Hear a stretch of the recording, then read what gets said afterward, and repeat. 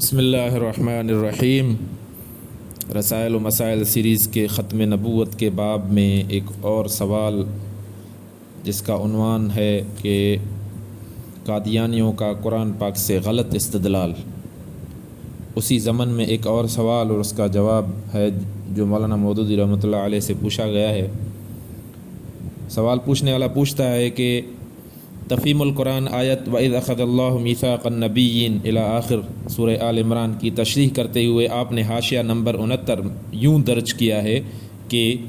یہاں اتنی بات اور سمجھ لینی چاہیے کہ حضرت محمد صلی اللہ علیہ وسلم سے پہلے ہر نبی سے یہی عہد لیا جاتا رہا ہے اور اسی بنا پر ہر نبی نے اپنی امت کو بعد کے آنے والے نبی کی خبر دی ہے اور اس کے ساتھ دینے کی ہدایت کی ہے، لیکن نہ قرآن میں نہ حدیث میں کہیں بھی اس امر کا پتہ نہیں چلتا کہ حضرت محمد صلی اللہ علیہ وسلم سے ایسا عہد لیا گیا ہو یا آپ صلی اللہ علیہ وسلم نے اپنی امت کو کسی بعد کے آنے والے نبی کی خبر دے کر اس پر ایمان لانے کی ہدایت فرمائی ہو۔ اس عبارت کا مطالعہ کرنے کے بعد دل میں یہ بات آئی کہ بے شک محمد صلی اللہ علیہ وسلم نے تو نہیں فرمایا، لیکن خود قرآن مجید میں سورہ احزاب میں ایک میثاق کا ذکر یوں آیا ہے کہ وَإِذْ أَخَذْنَا مِنَ النَّبِيِّينَ مِيثَاقَهُمْ وَمِنْكَ وَمِن نُوحٍ الی آخر سورہ احزاب۔ اور اے نبی صلی اللہ علیہ وسلم یاد رکھو اس عہد اور پیمان کو جو ہم نے سب پیغمبروں سے لیا، تم سے بھی اور نوح سے بھی۔ یہاں لفظ من کا کے ذریعے نبی علیہ الصلاۃ والسلام سے خطاب ہے۔ میثاق وہی ہے جس کا ذکر سورہ آل عمران میں ہو چکا ہے۔ ہر دو صورتوں یعنی آل عمران اور احزاب کی مذکورہ بالا آیات میں میثاق کے ذکر سے معلوم ہوتا ہے کہ وہی میثاق جو دوسرے انبیاء سے لیا گیا محمد رسول اللہ صلی اللہ علیہ وسلم سے بھی لیا گیا ہے۔ دراصل یہ سوال قادیانیوں کی ایک کتاب پڑھنے سے پیدا ہوا ہے جس میں ان دونوں صورتوں کے درجہ بالا آیات کی تفسیر ایک دوسرے کی مدد سے کی گئی ہے اور لفظ من کا پر بڑی بحث درج ہے۔ یہ سوال تھا۔ جواب میں مولانا مودودی رحمۃ اللہ علیہ فرماتے ہیں کہ آیت وَإِذْ أَخَذْنَا مِنَ النَّبِيِّينَ مِيثَاقَهُمْ وَمِنْكَ وَمِن نُوحٍ سورہ احزاب، اور اے نبی صلی اللہ علیہ وسلم یاد رکھو اس عہد اور پیمان کو جو ہم نے سب پیغمبروں سے لیا ہے، تم سے بھی اور نوح سے بھی۔ سے قادیانی حضرات جو استدلال کرتے ہیں وہ اگر مبنی بر اخلاص ہے تو ان کی جہالت پر استدلال کرتا ہے، اور اگر قصداً دھوکہ دینے کی نیت سے ہے تو یہ ان کی ضلالت پر دال ہے۔ وہ ایک مضمون تو سورہ آل عمران کی آیت وَإِذْ أَخَذَ اللَّهُ مِيثَاقَ النَّبِيِّينَ سے لیتے ہیں جس میں انبیاء اور ان کی امتوں سے کسی آنے والے نبی کی پیروی کا عہد لیا گیا ہے، اور دوسرا مضمون سورہ احزاب کی مذکورہ بالا آیات سے لیتے ہیں جس میں دوسرے انبیاء کے ساتھ نبی علیہ الصلاۃ والسلام سے بھی ایک عہد لیے جانے کا ذکر ہے۔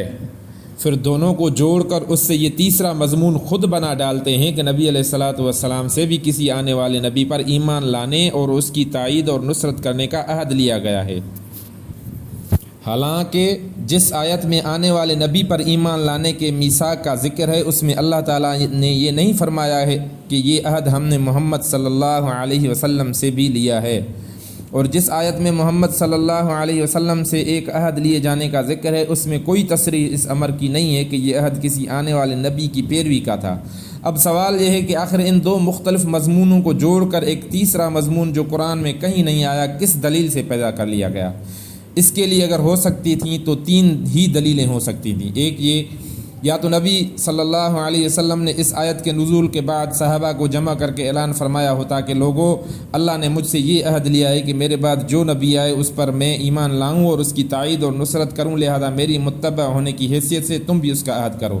مگر ہم دیکھتے ہیں کہ حدیث کے پورے ذخیرے میں اس مضمون کا کہیں نام و نشان تک نہیں، بلکہ الٹی بکثرت روایات ایسی موجود ہیں جن سے یہ مضمون نکلتا ہے کہ حضور کریم صلی اللہ علیہ وسلم پر سلسلہ نبوت ختم ہو گیا اور آپ صلی اللہ علیہ وسلم کے بعد اب کوئی نبی پیدا ہونے والا نہیں ہے۔ کیا یہ باور کیا جا سکتا ہے کہ نبی صلی اللہ علیہ وسلم سے ایک ایسا اہم میثاق لیا گیا ہوتا اور آپ صلی اللہ علیہ وسلم نے اسے یوں نظر انداز کر دیا ہوتا اور الٹی ایسی باتیں فرمائی ہوتی جن سے حجت پکڑ کر آپ صلی اللہ علیہ وسلم کی امت کا سواد اعظم خدا کے کسی فستادہ نبی پر ایمان لانے سے محروم رہ جاتا؟ دوسری دلیل اس مضمون کو پیدا کرنے کے لیے یہ ہو سکتی تھی کہ قرآن میں انبیاء اور ان کی امتوں سے بس ایک ہی میثاق لیے جانے کا ذکر ہوتا، یعنی یہ کہ بعد کے آنے والے نبی پر ایمان لانا، اس کے سوا کسی اور میثاق کا پورے قرآن میں کہیں ذکر ہی نہ ہوتا۔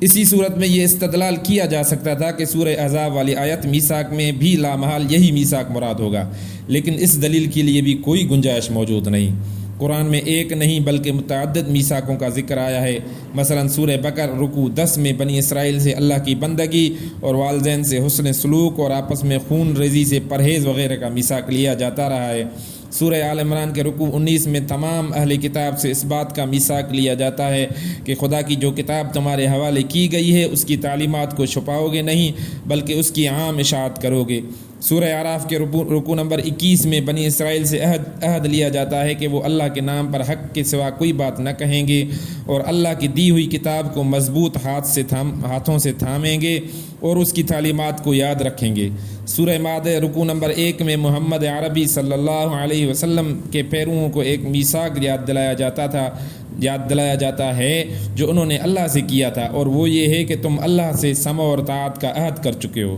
اب سوال یہ ہے کہ اگر سورہ احزاب والی آیت میں میثاق کے مضمون کی تصریح کے بغیر مجرد میثاق کا ذکر آیا تھا تو اس خلا کو ان بہت سے میثاقوں میں سے کسی ایک سے بھرنے کی بجائے بالخصوص سورہ آل عمران رکوع نمبر 9 والی میثاق ہی سے کیوں بھرا جائے؟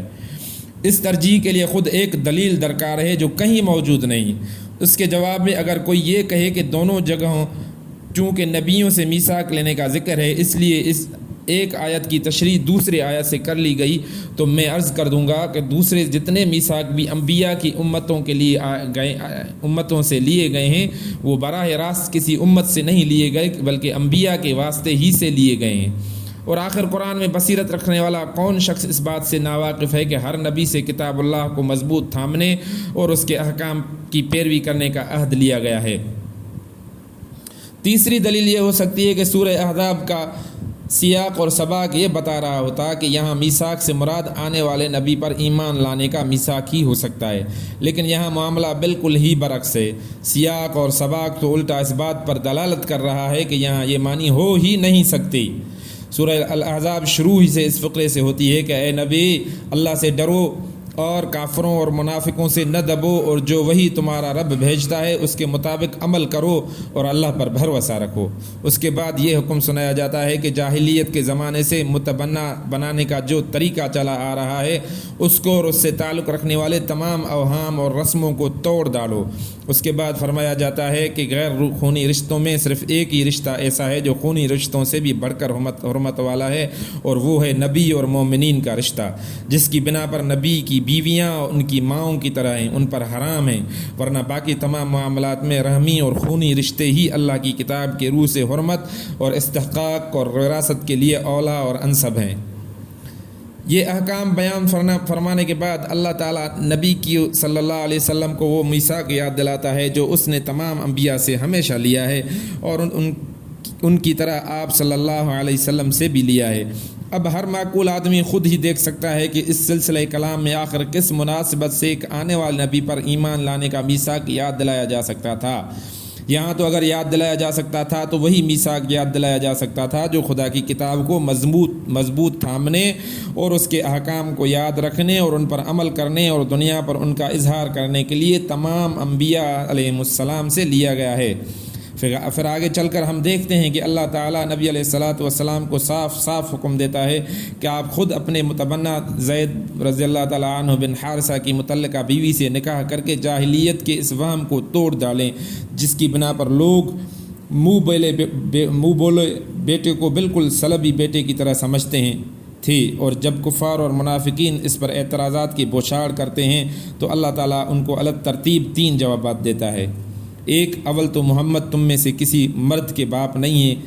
کہ اس کی متعلقہ بیوی ان پر حرام ہوتی۔ دوسرا، اگر تم یہ کہتے ہو کہ وہ ان کے لیے حلال تھی بھی تو اس سے نکاح کرنا کیا ضروری تھا؟ ہاں، یہ اس لیے ضروری تھا کہ وہ اللہ کے رسول ہیں جس کا کام یہی ہے کہ جس چیز کو اللہ مٹانا چاہتا ہے اسے خود آگے بڑھ کر مٹائے۔ تیسرا اور مزید برآں ان کو ایسا کرنا اس لیے بھی ضروری تھا کہ وہ محض رسول ہی نہیں بلکہ خاتم النبیین ہیں۔